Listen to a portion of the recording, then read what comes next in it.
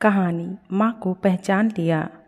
संजना जैसे ही अपनी कार से उतरी, ऑफिस के गेट तक पहुंची ही थी, तभी एक छोटे से बच्चे ने उसकी साड़ी का पल्लू पकड़ लिया। मम्मी, तुम मुझे छोड़कर क्यों चली गई? संजना अपना पल्लू छुड़ाकर बोली, अरे कौन है तू और क्या बकवास कर रहा है? इससे पहले कि बच्चा कुछ कहता, गेट कीपर भागता हुआ आया और बोला, माफ़ करना मैडम, मैं इसे देखता हूँ, आप जाइए। संजना तेज कदमों से आगे बढ़ गई। गेट पार करके आगे जाते समय उसने एक बार पलट कर देखा। गेट कीपर उस बच्चे को भगा रहा था, लेकिन वो बार बार अंदर जाने की जिद कर रहा था। संजना लिफ्ट की ओर बढ़ गई। अपने केबिन में पहुंचकर वह काम में जुट गई। बहुत ज़्यादा काम पेंडिंग था। दोपहर कब हो गई पता ही नहीं चला। लंच के समय वह अपना खाना खाने बैठी, तभी उसे उस बच्चे की याद आ गई। संजना ने जल्दी से अपना टिफ़िन खत्म किया और वह उस गेट कीपर के पास पहुंच गई। संजना ने इधर उधर देखा, लेकिन बच्चा कहीं नज़र नहीं आया। गार्ड भैया, वो बच्चा कौन था? संजना ने पूछा तो गार्ड बोला, मैडम, उसकी आप चिंता न करें, अब वो आपको परेशान नहीं करेगा। मैंने उसके बाप से उसकी शिकायत कर दी थी, वो उसे यहाँ से ले गया। वो तो ठीक है, लेकिन वो ऐसे क्यों बोल रहा था? संजना की उत्सुकता बढ़ती जा रही थी।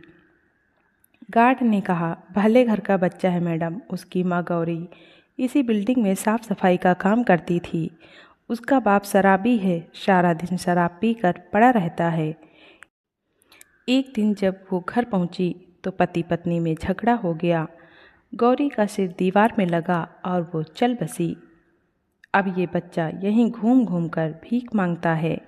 इस बिल्डिंग में आने वाली बहुत सी लेडीज को अपनी माँ समझकर पीछे पड़ जाता है। आप नई हैं इसलिए आपको अजीब सा लगा।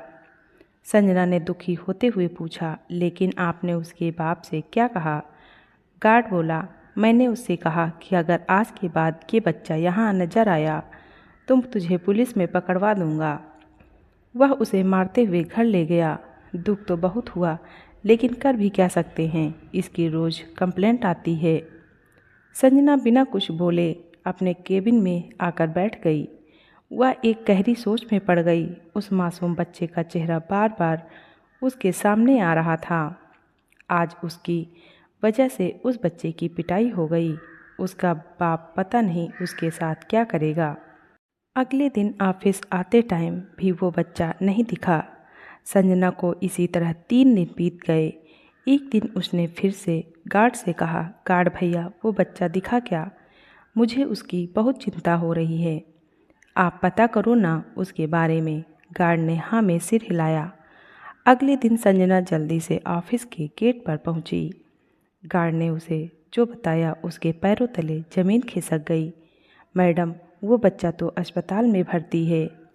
उस शराबी ने उसे बहुत मारा। वह डर और मार को सह न सका और बेहोश हो गया। पड़ोस के कुछ लोग उसे अस्पताल में दाखिल कराए हैं। संजना ने कहा, उसके पास अब कौन है? गार्ड बोला, कोई नहीं है मैडम, अब पता नहीं वो जिंदा भी है या नहीं। मर गया तो उसे लावारिस समझकर उसकी क्रियाकर्म कर देंगे। जिंदा बच गया तो फिर से वही बाप के जुल्म सहने के लिए तैयार हो जाएगा। संजना अंदर से तड़प उठी। एक बार ही सही उसने मम्मी कहा था। वह गार्ड से अस्पताल का पता पूछकर अस्पताल पहुंच गई। वहां उसने पता किया तो उसे एक सरकारी वार्ड में पाया। वह अभी भी बेहोश था। संजना ने डॉक्टर से पूछा। डॉक्टर बोला, मैडम कहाँ थी आप? ये बच्चा आपको कितना याद कर रहा था। अभी इसे नींद का इंजेक्शन दिया है, वैसे अब ठीक है। आपको अपने बच्चे का ध्यान रखना चाहिए। और इसे इतनी बेरहमी से किसने मारा? संजना बोली, वो मेरा बच्चा नहीं है, इसके बाप ने मारा है इसे। इसे कब तक होश आएगा? डॉक्टर से बात करके संजना वहीं बैठ गई। एक बार मम्मी बोलने से जो अनजाना सा रिश्ता बन गया था, उसे निभाते हुए वह शाम तक बैठी रही। शाम को बच्चे को होश आया। उसने धीरे से आंखें खोलकर कहा, मम्मी तुम कहाँ चली गई थी? देखो पापा ने मुझे कितना मारा। संजना ने उसे प्यार से गले लगा लिया। बस बेटा, अब तुझे कोई नहीं मारेगा। तभी पीछे से अविनाश जी की आवाज़ आई, हाँ, और अब मम्मी भी तुझे नहीं छोड़कर जाएगी। संजना ने अपने पति को सारी बात फ़ोन पर बताई थी। 2 दिन बाद संजना और अविनाश बच्चे को अपने घर ले आए। अविनाश ने बच्चे को गोद लेने के कागज़ बनवाकर गार्ड और दूसरे लोगों को इकट्ठा करके उसके बाप से पेपर साइन करा लिए। बदले में उसके बाप को 10,000 रुपये देने पड़े। अविनाश और संजना ने बच्चे का नामकरण करवाया। उसका नाम ऋषभ रखा। धन्यवाद।